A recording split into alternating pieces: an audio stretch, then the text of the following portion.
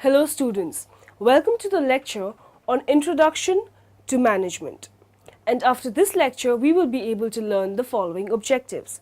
Explain the concept of management, define the nature of management, describe the importance of management, discuss the evolution of management, understand the functions of management. Let's start with a brief introduction to management. In simple words, management means managing an activity. When someone talks of managing an activity, one really means to make the activity a success. In other words, when someone talks of managing an activity, one really means to make the activity a success. In other words, someone has in mind some goal and one decides about the ways of carrying out the activity so as to achieve the goal. Consider a situation when a person goes for shopping. His primary aim is to buy what he requires at a reasonable price.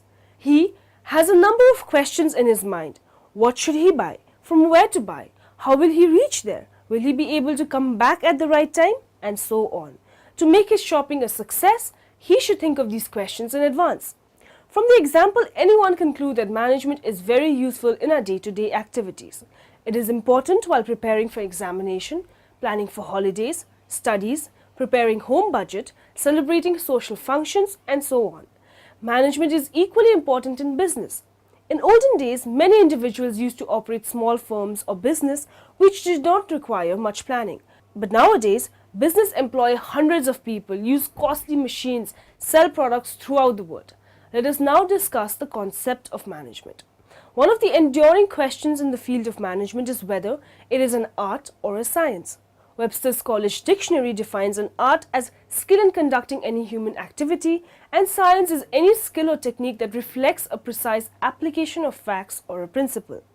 Reflected in the differences in these definitions is the use of precision in science, in that there is a particular prescribed way in which a manager should act. Thus, management as a science would indicate that in practice, managers use a specific body of information and facts to guide their behaviors. But that management as an art requires no specific body of knowledge, only skill. Management as a science. Practicing managers who believe in management as a science are likely to believe that there are ideal managerial practices for certain situations.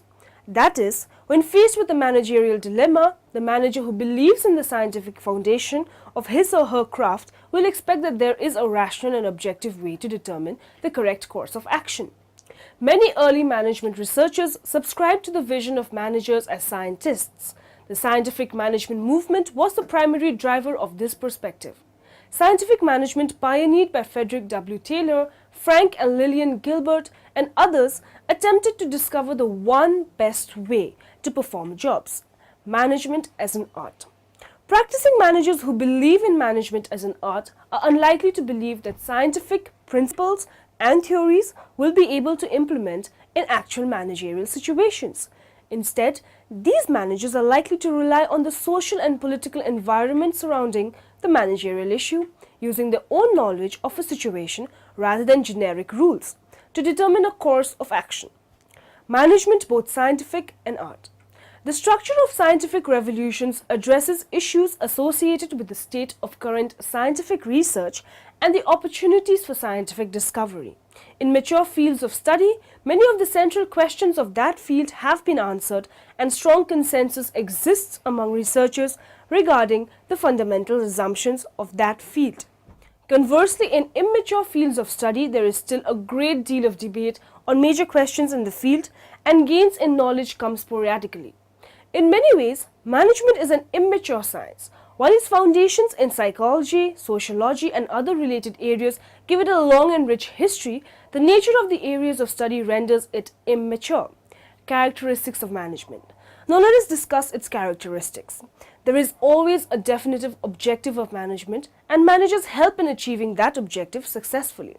Management, thus, is a goal-directed activity. In a group activity, the manager alone cannot achieve the objectives. He has to take the help of others. Components of management. There are 7 components necessary to ensure a sustainable organization. This document provides guidance and direction on each of these components. Organizational identity. Every organization needs to distinguish and market its organizational identity. The organization's identity is made up of its vision, mission, and values. It tells the story of the organization and why it exists. Annual Operational Plan. The Annual Operation Plan identifies the work the organization will undertake in the coming year. An operational plan is a practical one-year plan of action that includes objectives, activities, and timelines. Features of management. Management is an activity concerned with guiding human and physical resources such that organizational goals can be achieved. Nature of management can be highlighted as management is goal-oriented. The success of any management activity is assessed by its achievement of the predetermined goals or the objectives. Management is a purposeful activity. It is a tool which helps use of human and physical resources to fulfill the predetermined roles. Management is continuous. Management is an ongoing process. It involves continuous handling of problems and issues. It is concerned with identifying the problem and taking appropriate steps to solve it. Now moving on to the next topic, we will study the nature of management. Universality management is a universal phenomenon in the sense that it is common and essential element in all enterprises. Managers perform more or less the same functions irrespective of the position or nature of the organization. The basic principle of management can be applied in all managerial situations regardless of the size, nature, and location of the organization. Purposeful management is always aimed at achieving organizational goals and purposes. The success of management is measured by the extent to which the desired objectives are attained. Social process management essentially involves managing people organized in work groups. It includes retaining, developing, and motivating people at work, as well as taking care of their satisfaction as social beings. All these interpersonal relations and interactions make the management as a social process. Coordinating force management. It coordinates the efforts of organization members through orderly arrangement of interrelated activities so as to avoid duplication and overlapping. Management reconciles the individual goals with the organizational goals and integrates human and physical resources. Creative organ. Management creates energetic effect by producing results which are more than the sum of individual efforts of the group members. It provides sequence to operations, matches jobs to goals, and connects work to physical and financial resources. It provides creative ideas, new imaginations, and visions to group efforts. Let's know the importance of management. The points below bring out the significance or the importance of management. Optimum utilization of resources. Management facilitates optimum utilization of available human and physical resources, which leads to progress and prosperity of a business enterprise. Even wastages of all types are eliminated or minimized. Competitive strength. Management develops competitive strength in an enterprise. This enables an enterprise to develop and expand its assets and profits. Motivation of employees. It motivates employees to take more interest and initiatives in the work assigned and contribute for raising productivity and profitability of the enterprise. Creates sound organization. A dynamic and progressive management guarantees development of sound organization, which can face any situation favorable or unfavorable with ease and confidence. The survival of an enterprise depends on its management.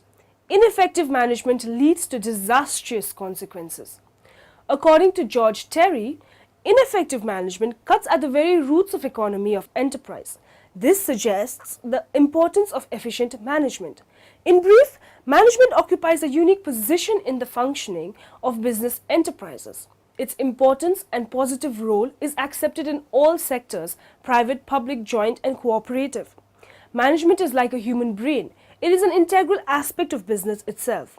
The importance of management is not fully realized in many developing countries. The economic progress of Western countries is not merely due to abundant material resources, but because they are efficiently managed and utilized. In other countries, resources are not utilized fully and properly due to lack of managerial skills. This suggests that management is a key factor in the working of business enterprises. There is no substitute to efficient management. An inefficiently managed business enterprise has no place in the present complex and competitive business world groups. The evolution of management thought can be studied in the following broad stages. The classical theory of management, classical approach. It includes the following three streams of thought: bureaucracy, scientific management, and administrative management. Contributors to management. The development of management thought is the result of contributions made by pioneering management thinkers and experts from other social sciences such as economics and psychology. Contribution of F. W. Taylor to management thought. Contribution of F. W. Taylor to management thought. F. W. Taylor is one of the founders of classical thought, classical theory of management.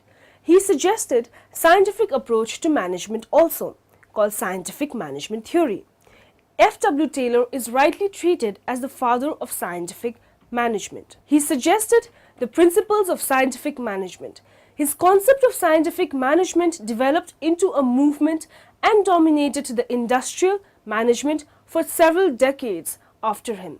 His concepts and principles were refined and popularized by several of his followers, notable among them being Henry Grant, the Gilberts, and Emerson. Principles of scientific management. According to Taylor, scientific management in its essence consists of a philosophy which results in a combination of four important underlying principles of management.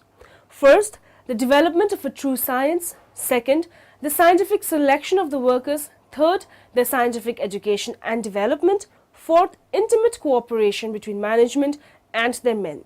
The basic principles of Taylor philosophy of scientific management are as noted here. These principles of scientific management are most crucial aspects of scientific management. The development of one best way of doing a job. And this suggests the task of finding out the best method for achieving the objectives of a given job. The standards are decided scientifically for jobs, and incentive wages were paid for all production above this standard. Here, job analysis and standardization of tools, equipments, machinery, and so on are required. Scientific selection of workers and their development through proper training. Scientific approach by management. The management has to develop a true science in all fields of work, activity through a scientific investigation and experiments. Features of scientific management. Scientific task setting. F. W. Taylor suggested the introduction of standard tasks which every worker is expected to complete within one day. The task is to be calculated through careful scientific investigation. For this work study is essential. Taylor suggested time study, motion study, fatigue study, and rate setting for the introduction of scientific tasks.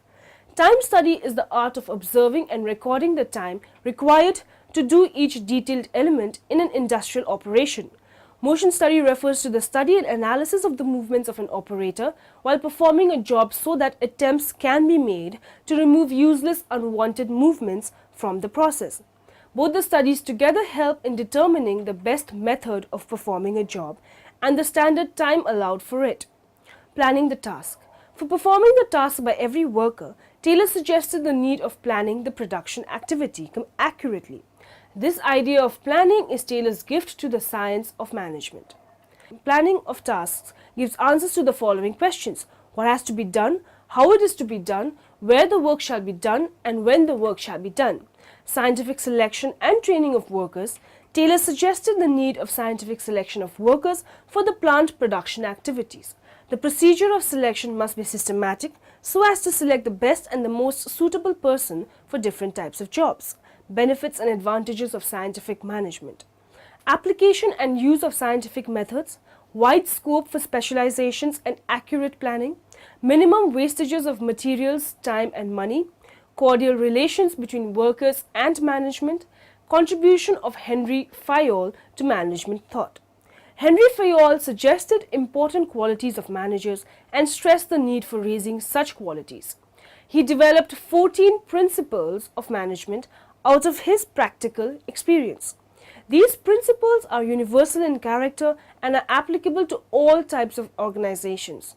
Each principle suggested by him has specific meaning and significance.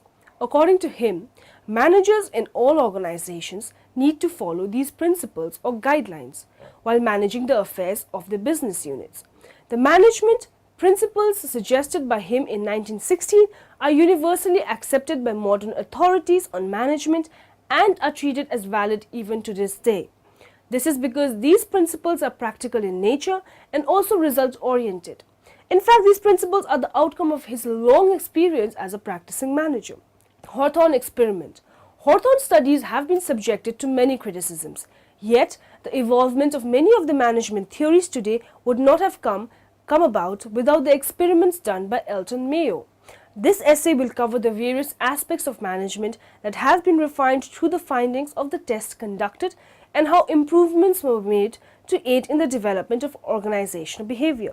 It will also discuss the various studies and will show how these theories implement Hawthorne's studies as the foundation and the basis of the human relations movement. It will also investigate the criticisms that arise with it. Function of management.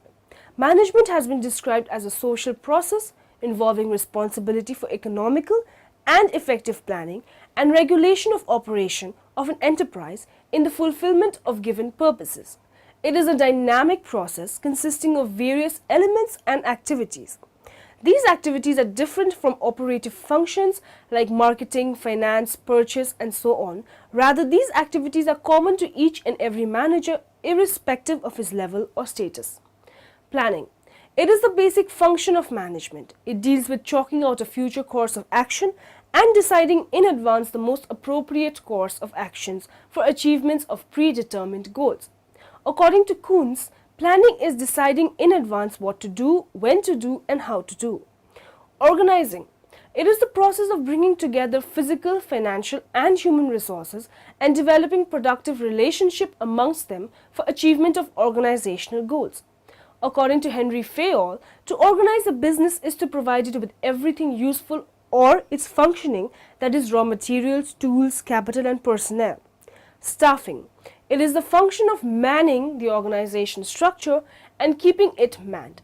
Staffing has assumed greater importance in the recent years due to advancement of technology, increase in size of business, complexity of human behavior, and so on. Directing. It is that part of managerial function which actuates the organizational methods to work efficiently for achievement of organizational purposes. Controlling.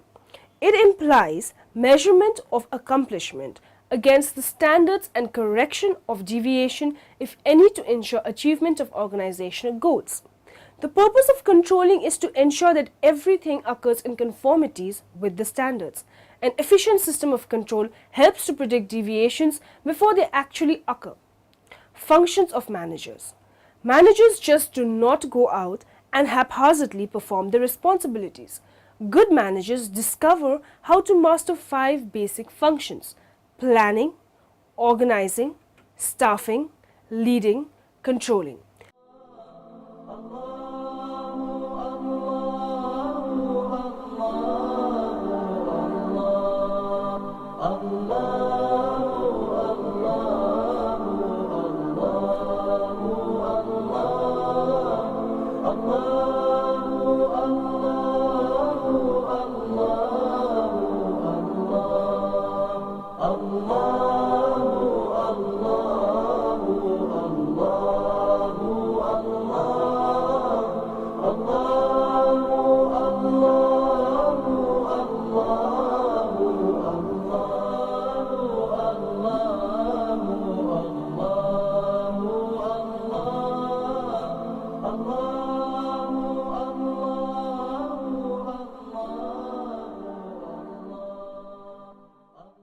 Code of ethics and social responsibility of managers.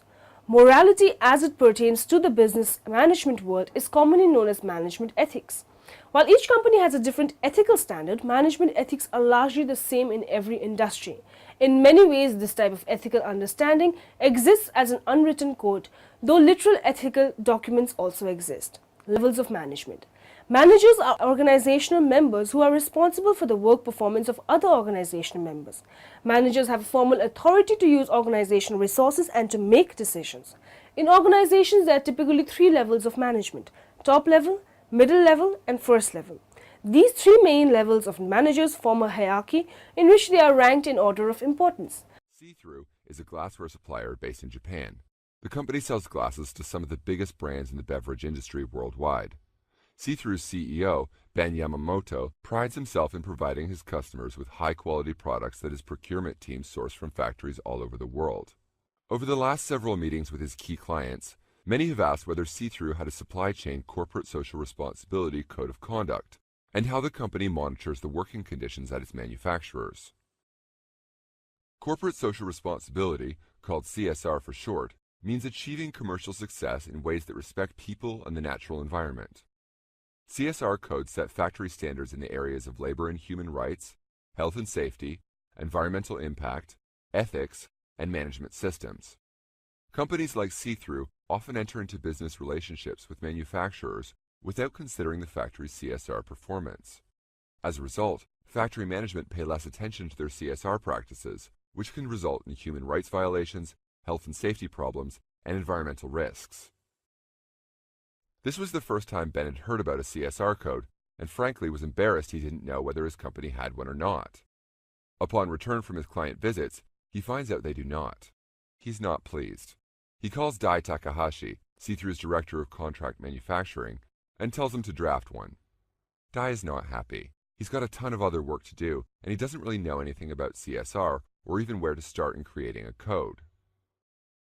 What should Dai do now? Adopt the code that looks the best from their biggest competitor. Let his boss know to find someone else to draft the code. Research best practices in CSR code development. Top-level managers.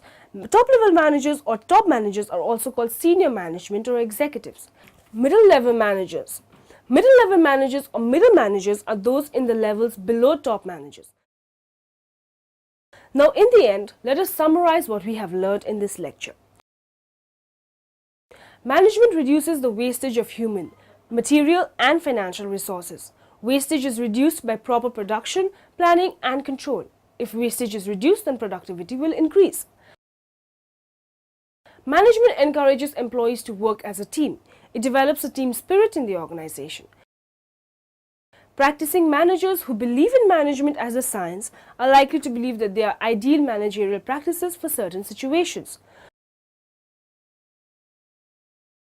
A strong and sustainable organization has a board of directors that is engaged in the organization's strategic vision and whose members are willing to help the organization meet its programmatic and fundraising goals. Every organization needs to distinguish and market its organizational identity. The organization's identity is made up of its vision, mission, and values.